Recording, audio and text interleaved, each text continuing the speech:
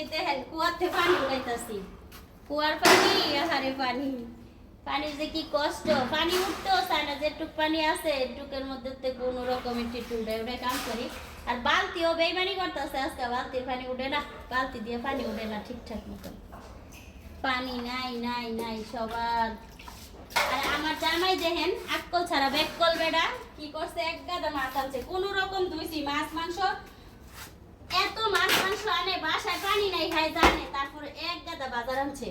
এডি ধুইতে ধুইতে আমার যত পানি আসিল অত পানি তাও শেষ কি যে একটা কষ্টে আছি আল্লাহ ছাড়া কেউ জানে না আমি কি করব এখন আজকে 4 রাত 4 দিন আমি ঘুমাই না আজকে একটু ঘুমাইছি তাই এখন এই যে এই অবস্থা মানে রাতের 4টা 4:30টার দিকে হালকা পাতলা একটু পানি আসে ওই পানিটা আজকে আর নিতে পারি নাই এর লিগে আজকে এই যে সারা দিন কষ্ট করো পানি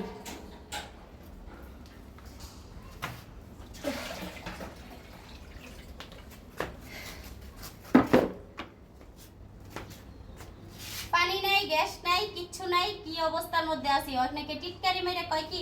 ঢাকা শহর থাকেন ঘোড়ার ডিমের ঢাকা শহর গ্রাম দেশে ভালো গ্রাম দেশে নদী আছে পুকুর আছে খাল বিল আছে পানির কোনো কষ্ট নাই গা আমার এত কষ্ট আর ভালো লাগে না আমার কেউ গ্রামে ট্রান্সফার করেন তো